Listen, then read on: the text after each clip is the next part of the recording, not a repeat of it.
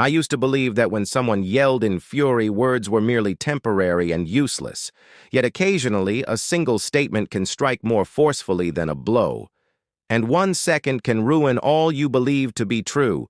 Why don't you just vanish? Mia's voice sliced through the dinner table like a razor. Yet she wasn't yelling or hurling a tantrum. No, this was not the outburst she used to have as a child. Instead, her voice was calm and precise, as if she had been waiting.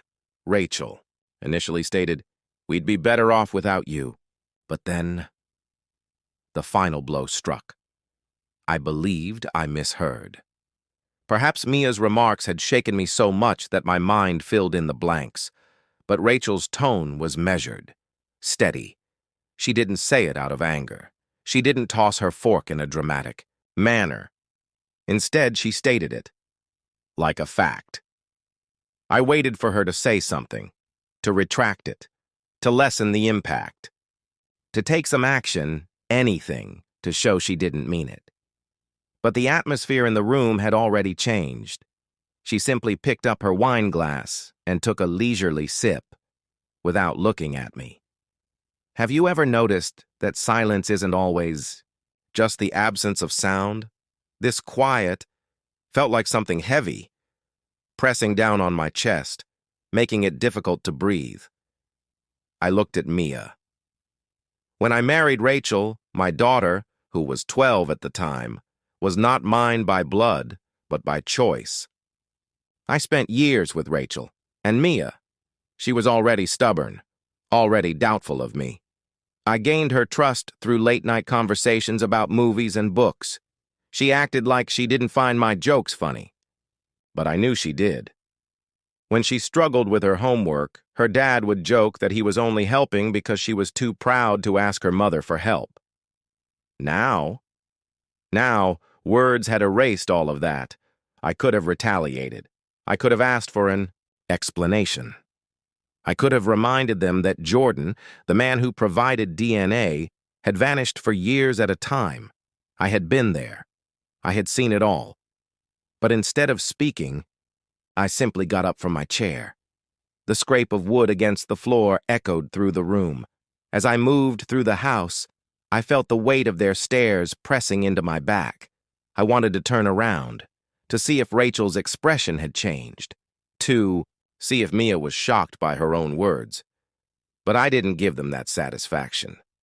I entered our bedroom, opened the closet, pulled out my old duffel bag.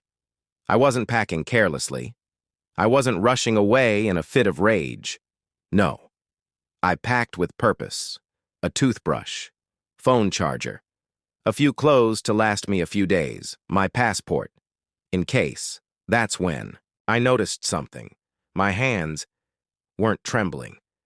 I had always imagined I'd be a mess, begging, crying, trying to fix things, but I was too calm. Downstairs, I could hear them, dishes clinking as Rachel cleared the table, Mia's footsteps as she hurried to her room, but no one came upstairs. No one stopped me, and that reality hit me like a gut punch. They didn't care. They weren't expecting me to fight. For the first time in my life, I realized something. I zipped up my bag, slung it over my shoulder, and I felt like a stranger in my own home. As I headed downstairs, Rachel was leaning against the kitchen counter, arms crossed. Her expression was unreadable, not angry, not sorry, just waiting. "So, you're just going to leave?" she asked. I met her gaze, reached into my pocket for my keys. "You said you'd be better off," I replied. For a moment, her lips parted, like she was going to speak, but she held back. Pride? Guilt? Maybe. I turned to the door, gripped the handle. Before I left, I glanced back one final time. "You know," I said softly, "when Mia said those words, they hurt." I swallowed. "But when you didn't deny it, that shattered something." Rachel blinked. No scathing remark. No last-minute apology. Nothing. I opened the door. The cold night air hit my face, and for the first time in hours, something felt real. I stepped outside, got into my car, and I drove away. I didn't look back. It wasn't until I pulled into Noah's driveway that it sank in. This wasn't just a fight. This wasn't just a bad night, and I might never go back. The most frightening part? I wasn't sure if I wanted to. Rachel gulped. Unless we stop him, Rachel, Mia is his next investment. For the first time, I witnessed her hands clenching around the phone as she stared at it. With horror in her eyes, she whispered, "You have a plan?" But she stopped for a moment before answering. I sighed. "We officially and openly remove him and reveal—" Rachel's face clouded as she looked at her phone. With a little assistance, I scrolled and contacted Olivia using my contacts. She answered on the second ring. "Lucas, I need a favor." "A moment?" "Is this about Jordan's quiet and Mia's yes?" she asked. I looked at Rachel's connections, searching for someone who could assist us in taking him down. Olivia made the decision. "Without hesitation. I know someone at the Securities and Exchange Commission named Jordan. He's running a scam plot." "They can't look into my phone grip if he's asking for investments under false pretenses," she explained, which is precisely what he is doing, trying to obtain Mia's and her friends' parents' contributions to his startup. Olivia muttered, a curse. "Okay, I'll make some phone calls. Send me everything you already have on him." After we hung up, I turned to Rachel.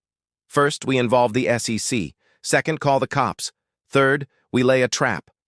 With a chilly smile, Rachel sighed. "You want to bait him?" She seemed unsure.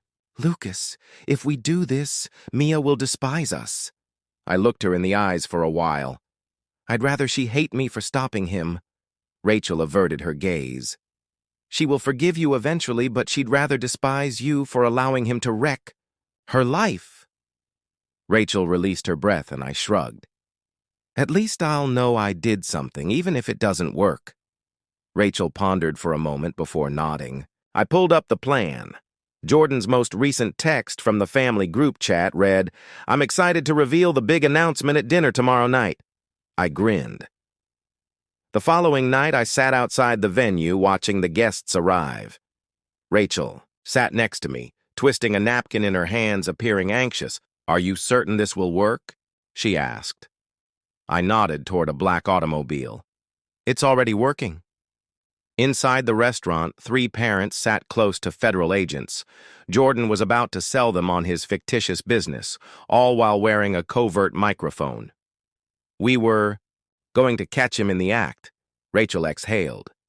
"Mia's going to be upset. You still want to do this?" I turned to her. "Would you rather let her hand a scammer her college funds?" Rachel didn't respond. I opened the car door and entered the restaurant. Jordan sat at the head of a long table, surrounded by chatter, radiating confidence. I wanted to break his nose, but instead I moved forward, beaming confidently. Jordan's smile wavered when he saw me. "Lucas," I sneered. "Hosting a family dinner? Thought I should be invited." His smile remained unwavering. "I was just talking about this business opportunity. It's a once-in-a-lifetime investment." I nodded. "My close buddy, you have the opportunity of a lifetime. All you need is a few $1,000s from the people you care about." Jordan's eyes sharpened. "Lucas, I don't believe this is the moment or place." I grinned. "Actually, it's the perfect moment." The agents arrived at the doorway. Jordan's face drained of color. He rose quickly. One agent stepped forward. "There must be a mistake." "There isn't," another agent said, holding up a folder. "We have proof of investment fraud, wire fraud, and securities fraud." Jordan turned to Mia. "I don't know what they're talking about." Mia's wide-eyed gaze darted to me. "What's happening? This is just a misunderstanding." I looked her in the eye. "Did your real family protect you, or did he?" Jordan was handcuffed and pulled away. The restaurant fell into a stunned silence, the kind that follows a catastrophe. Some guests gasped, Others sat frozen, unsure whether to act like they hadn't just seen someone get arrested. The only reaction I cared about was Mia's. She stood motionless, staring at the door Jordan had just been pulled through, her hands balled into fists at her sides, shoulders stiff. The illusion shattered in real time. I approached her cautiously, but Mia didn't hesitate before snapping. "You ambushed him!" she accused, her voice sharp yet faltering. Several guests turned to watch. "Mia, listen to me. Jordan wasn't who you thought he was," I said. Her face turned red. "I knew exactly who he was." Rachel placed a gentle hand on Mia's arm. "Sweetie, he was defrauding you and all of us." Mia yanked her arm away. "You lied to me. You humiliated him in front of everyone." Rachel's face fell. Mia's breath came in uneven gasps, eyes brimming with tears. "I trusted you," she choked out. "You didn't have to do this. You didn't have to ruin everything." Rachel tried again. "Mia." Mia shook her head angrily. "You didn't want me to date him. You were just looking for a reason to get rid of him." My jaw tightened. "That's not true." She stared at me. "Isn't it?" I exhaled. "Mia, if he wasn't guilty, why did he flee? If he loved you, why did he tell you to stop seeing me? Why did he ask you to lie to your mother? Why did he need your— He was trying to help me." "By stealing your college fund?" I asked, softly. Mia's breathing turned shaky. She whispered, "Investment?" "It wasn't an investment, Mia. It was a hoax," I said gently. "And you weren't the only one he was trying to deceive." Her tears finally fell.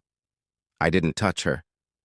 I let her stand there, arms wrapped around herself as the reality sank in. Rachel reached for her again, but Mia stepped back.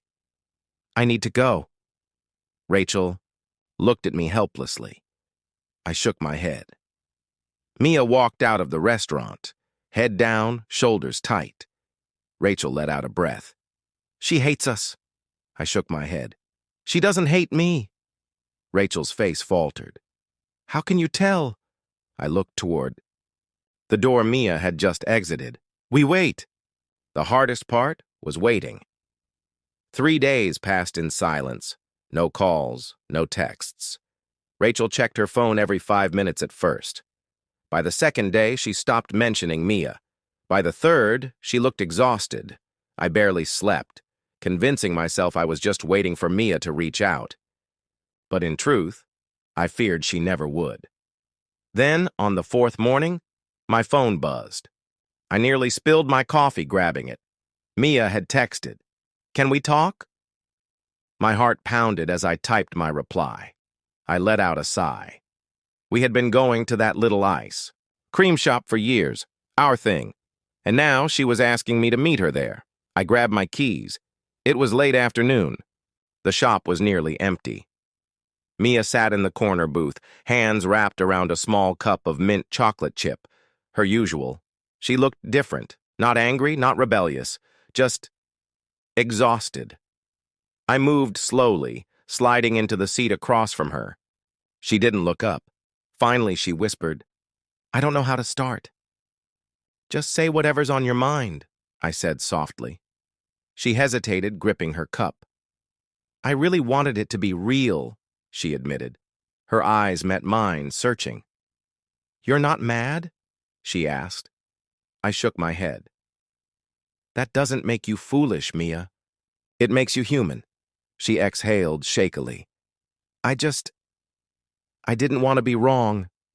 I reached out, just close enough for her to take my hand if she wanted to. "You weren't wrong about everything," I said gently.